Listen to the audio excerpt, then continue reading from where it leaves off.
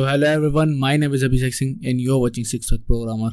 और मैं तुम्हें बताना चाहता हूँ ये वीडियो इस प्लेलिस्ट का पार्ट है जिसका नाम है full stack web development course. और ये वीडियो भी सीम ऐड होगी, so make sure to bookmark this playlist and save this playlist and subscribe to this channel if you are new, और ये नोटिफिकेशन बेल को भी ऑन कर देना।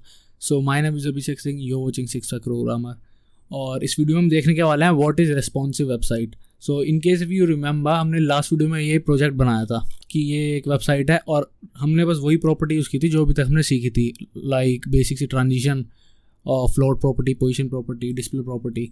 सो पर तुम देखो रिस्पॉन्सिव नहीं है। पहले बात रेस्पॉन्सिव का मतलब क्या है, ये देखो एक इमेज, जैसे तुम्हें थोड़ा आइडिया लगेगा क्या है रिस्पॉन्सिव का मतलब ये देखो यहाँ, ये इस पीसी में जो वेबसाइट है कैसी दिख रही है, इसका लेआउट ऐसा है, यहाँ से ऐसा है, यहाँ से ऐसा है। उसके बाद ये टैबलेट में दिखी तो उसका लेआउट थोड़ा बदल गया, फ़ोन में दिखी तो बदल गया।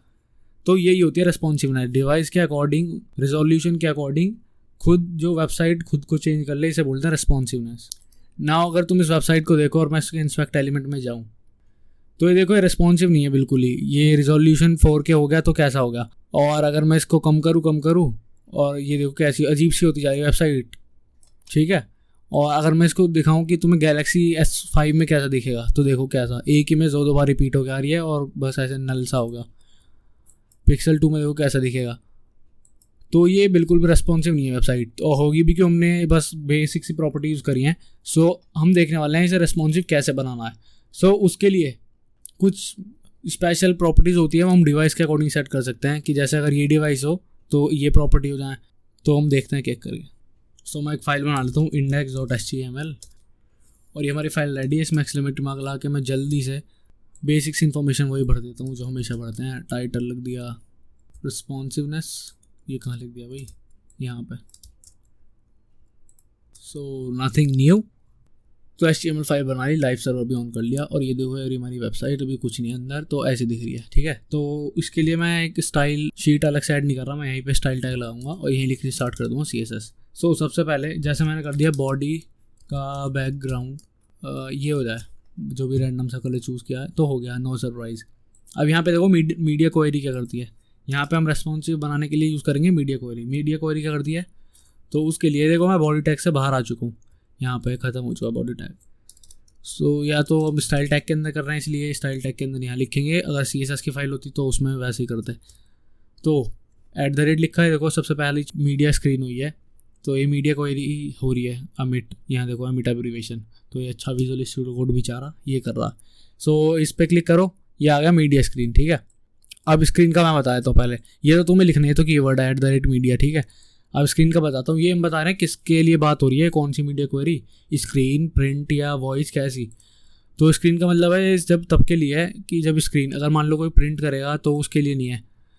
ये सारे जो कॉन्फ़िगरेशन हम अंदर देंगे प्रॉपर्टी, वो उसके लिए है, सिर्फ उसके लिए कि जब स्क्रीन की बात हो रही है। तो जो रिजोल्यूशन वगैरह चेंज करेंगे हम, स्क्रीन के लिए बात हो रही है, तो इसको ऑल ही रहने दो, ऑल सबसे बेस्ट रहती है, ठीक है। इसके बाद एक तो लिख दिया हमने मीडिया एज इट इज़, उसके बाद लिख दिया ऑल, इस सारे डिवाइस के लिए। उसके बाद एंड और क्या चीज़ होनी चाहिए, और हम बता रहे हैं कि मैक्सिमम विड्थ, अगर मैक्स विड्थ 600 पिक्सल है, मतलब 0 पिक्सल से लेके या कितने भी पिक्सल हो 600 से कम होनी चाहिए।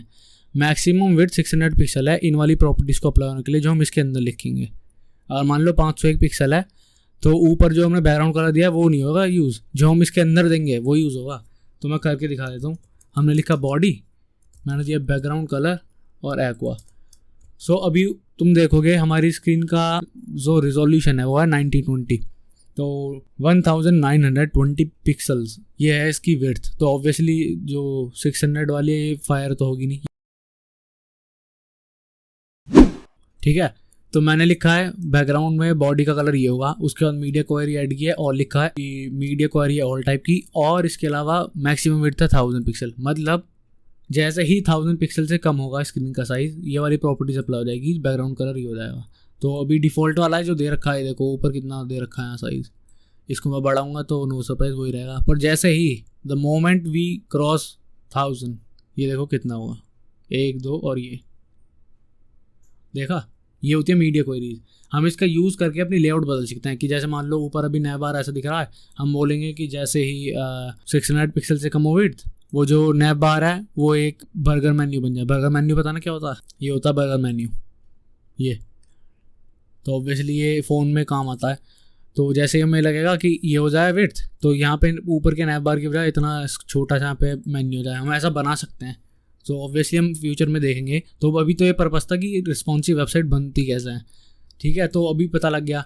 तो मीडिया क्वेरीज पर तुम ध्यान दो, हम इसी मीडिया क्वेरी के अंदर सब कुछ लिख सकते हैं। लाइक फॉर एग्जांपल यहाँ पे मैंने डिव लिए, डिव 4 डिव, जिसके सबके अंदर लिखा हुआ है 1 2 3 और आ गया, ठीक है।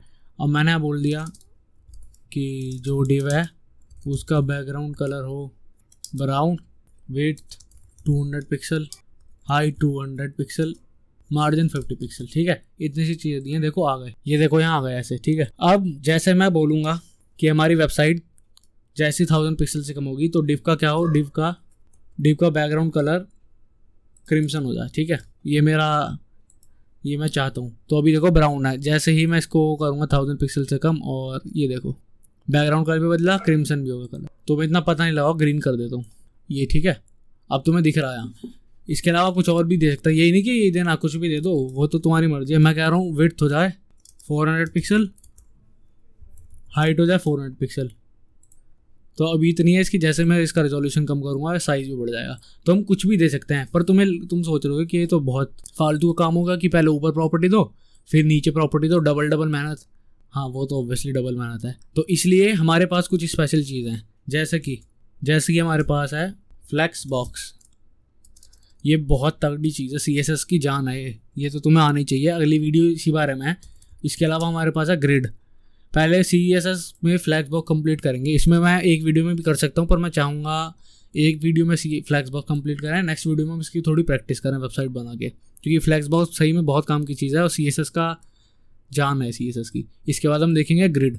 ये दोनों चीज़ें रेस्पॉन्सिव के लिए बहुत काम आती हैं। ग्रिड से हम लेआउट बना सकते हैं, ठीक है। तो अभी के लिए इन्हें छोड़ो, ये बस मैंने तुम्हें बता दिया। ये होता है नेक्स्ट वीडियो आने भी इसके ऊपर वाले फ्लैक्स बॉक्स के ऊपर। तो क्या बस यही यूज़ होगा? नहीं। और तीसरी चीज़ है यूनिट्स। मैंने तुम्हें बताया रेस्पॉन्सिव यूनिट्स क्या होती हैं, रिलेटिव यूनिट बताया था ना। तो मान लो मुझे इसकी विड्थ देनी है 200 पिक्सल की बजाय विड्थ दे दी मैंने। अभी देखो 200 पिक्सल कैसे लगती है, पहले मैं तुम्हें एक शॉर्टकट बताता हूँ, एक दिमाग वाली लॉजिकल चीज़। 200 पिक्सल है, ठीक है। इसको भी हटाओ, इसको अपन स्क्रीन का असली रेजोल्यूशन कर देता हूँ मैं 1920x1080, ठीक है। ये आ गया। अब ये देखो मैंने 200 पिक्सल किया है, ठीक है। ये दिख रहा है इतना बड़ा, पर मुझे चाहिए एटलीस्ट इतना बड़ा हो। तो मैं एक बार ऐसे साइज से करके दिखा देता हूँ। 400 पिक्सल, हाइट भी 400 पिक्सल। ये देखो 400 हो गए, नो सरप्राइज़। पर मैं बेसिक दिमाग की बात कर रहा हूँ, बेसिक मैथ्स की बात, ठीक है। इसमें कुछ सरप्राइज़ वाली बात नहीं है, खतरनाक सी चीज़ नहीं है कुछ, पर नॉर्मल दिमाग की बात है कि तुम रिलेटिव यूनिट यूज़ कैसे करोगे। अब जैसे मुझे पता 400 पिक्सल मुझे ठीक लग रहा है, पर मैं जैसे इसका साइज़ छोटा करूँगा ये तो इतना ही रहेगा, ये तो बहुत बड़ा लग रहा है फ़ोन के हिसाब से, ठीक है। अगर मैंने कर दिया गैलेक्सी S5, उसमें तो बहुत बड़ा 400 पिक्सल है ना। तो उसके लिए क्या कर सकते हैं कि यहाँ पे तो 400 पिक्सल जितना साइज़ रहे, लेकिन छोटा करते हैं उसके अकॉर्डिंग साइज़ हो। तो या तो हम नीचे लिख सकते हैं मीडिया क्वेरी में ऑब्वियसली, वरना उससे भी बेटर है हम रिलेटिव यूनिट यूज़ करेंगे, लेकिन मैं उसे मेक श्योर करूँगा कि वो इस टाइम 400 पिक्सल जितना आए। तो कैसे करूँगा, अभी देखो क्या है, मैं तुम्हारे सामने बेसिक गूगल का कैलकुलेटर यूज़ करूँगा। अभी जो डिव का साइज़ है वो है 400 विड्थ और हाइट, ठीक है। तो 400 इसकी विड्थ है। स्क्रीन की विड्थ कितनी है? स्क्रीन की विड्थ है 1920, ठीक है। तो इससे क्या होगा, ये डिवाइड क्यों कर रहा हूँ मैं, मुझे ये निकालना है कि 400 पिक्सल इसका कितना परसेंट है। दोबारा सुनो, 400 पिक्सल इसका कितना परसेंट है। तो मैं ये करूँगा, इसमें मल्टीप्लाई कर दूँगा 100 से, मुझे पता लग गया 20, ठीक है। 21 मान लो क्योंकि 20.8 है, ठीक है। तो मैं करूँगा क्या, 40 पिक्सल की बजाय मैं करूँगा 21। अब यहाँ देखो 21% करूँगा मैं, तो क्या होगा, तो जो बॉडी है उसका 21%, पर उसका थोड़ी चाहिए, मुझे चाहिए जो स्क्रीन का रिजोल्यूशन है। स्क्रीन का रिजोल्यूशन कितना था अभी बताया ना, स्क्रीन का रिजोल्यूशन 1920, उसका अगर मैं कर दूँ 21%, स्क्रीन का रिजोल्यूशन कैसे होगा, VW बताई थी, मतलब व्यू पॉइंट ऑफ विड्थ का जितना भी रिजोल्यूशन है कितना 1920, उसका 21%, मतलब वही आया हमारा 400 पिक्सल। तो अभी मैं सेव करके दिखाता हूँ, इसे भी बदल लेता हूँ, इसे भी बदल लेता हूँ, सेव। ये देखो वही साइज़ आया, कुछ चेंज नहीं आया। लेकिन अब एक चीज़ हो गई, हम अगर इसकी विड्थ कम करेंगे तो उसके हिसाब से खुद ही छोटा होता जाएगा। ये देखो तो ये है रेस्पॉन्सिव का कमाल। ये हम इसलिए यूनिट यूज़ करते हैं रेस्पॉन्सिव। हम ज़्यादा से ज़्यादा ट्राई करते हैं कि हम रेस्पॉन्सिव यूनिट यूज़ करें। ये देखो अभी गैलेक्सी में इतने छोटे आ रहे हैं, कहाँ वो 400 पिक्सल के गैंडेस आ रहे थे इतने बड़े बड़े। सो ये अभी तक 3 तरीके बता दिए तुम्हें। पहला तो ऑब्वियसली मीडिया क्वेरी है ही, वो लीस्ट ऑप्शन है, हम ट्राई करते हैं ना यूज़ करें, ठीक है। दूसरा हम फ्लैग बॉक्स तो करेंगे, वो तो मैंडेटरी है यूज़ करना वेबसाइट बनाने के लिए बढ़िया से बढ़िया। तीसरा जो हमें ट्राई करना मैक्सिमम कि हम ये यूज़ करें वो है रेस्पॉन्सिव यूनिट। और मीडिया क्वेरीज यही नहीं होती, मीडिया क्वेरीज में दिखाना चाहूँगा तुम्हें कितनी सारी होती हैं। अब मैं ये तो पॉसिबल नहीं है सारी तुम्हें दिखाऊँ। सो ये देखो मैंने जैसे यूज़ किया था मैक्सिमम विड्थ, यहाँ पे इतने सारे हम कुछ भी यूज़ कर सकते हैं कि जैसे हाइट यूज़ करते हैं मैक्सिमम हाइट। और यहाँ देखो एस्पेक्ट रेशियो, हम एस्पेक्ट रेशियो यूज़ कर सकते हैं। इसका मतलब क्या होगा, इसका मतलब मैं पेस्ट करके दिखाता हूँ। मतलब जैसे ही ये रेशियो होगा, ठीक है, मैक्सिमम ये रेशियो, तो ये कलर हो जाएगा। इसको मैं चेंज करके कर देता हूँ 3/2/3। मतलब अगर विड्थ 2 है तो हाइट 3, ठीक है। ये रिजोल्यूशन है तो क्या होगा, बैकग्राउंड कलर इसका ये हो जाएगा ब्राउन की बजाय। दिखाता हूँ, ये है, ठीक है। ये मैंने कम करा और तुम देखना जैसे ही इसका रिजोल्यूशन कम हुआ, रिजोल्यूशन यहाँ देखो ऊपर मैंने विड्थ सेट नहीं की थी कि कितनी विड्थ पे होगा चेंज, ये कोई मैंने 700 कुछ नहीं किया। लेकिन द मोमेंट इसका जो रिजोल्यूशन है अभी देखो कितना है, 600/1000। मतलब अगर ये 2 है तो ये 3 है, इन्हें डिवाइड करके देख लो यही आएगा। तो अगर मैं इसकी विड्थ ये रहने दूँ तो मैं कभी लग रहा हूँ विड्थ की वजह से किया, ये यहाँ पे 500 पिक्सल पे भी देखो ये विड्थ है, इसे भी मैं छोटा करूँगा तो ये देखो चेंज हो गया कलर, क्योंकि इसका फिर से वही हो गया 500/800 जो कि 2/3 से काफ़ी ज़्यादा है। सो ऐसे हम एस्पेक्ट रेशियो भी यूज़ कर सकते हैं। इसके अलावा हम ओरिएंटेशन यूज़ कर सकते हैं कि ये भी जैसे वर्टिकल है पोर्ट्रेट मोड, ऐसे हम लैंडस्केप भी कर सकते हैं, ये भी हम यूज़ कर सकते हैं, काफ़ी चीज़ें हैं। अब ये देखो लैंडस्केप करा तो इसका रिजोल्यूशन फिर बदल गया, एस्पेक्ट रेशियो इसका अब 3/2 है बजाय 2/3 के। तो ऐसे यूज़ करता है मीडिया क्वेरी। तो सारी बताना तो इम्पॉसिबल है। सो मैं चाहूँगा इस वेबसाइट पर जाओ तुम, जो मैंने बता रखे तुम्हें W3 Schools, या फिर इस वेबसाइट पर भी जा सकते हो, मोज़िला फायरफॉक्स की है। सो इसमें जाओ तुम देखो, नई ट्राई करो कैसे कैसे काम करती हैं। वरना नेक्स्ट वीडियो में तो बता ही रहा हूँ, क्योंकि मीडिया क्वेरीज इतनी बहुत है जो तुमने अभी तक देखी हैं, जैसे मैक्स विड्थ या एस्पेक्ट रेशियो, ये 2 बहुत हैं और काम की नहीं है।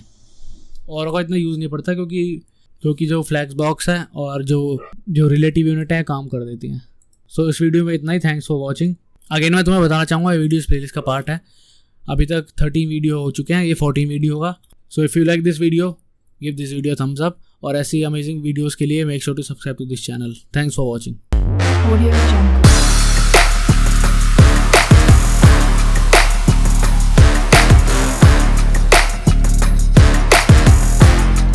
Audio Jungle.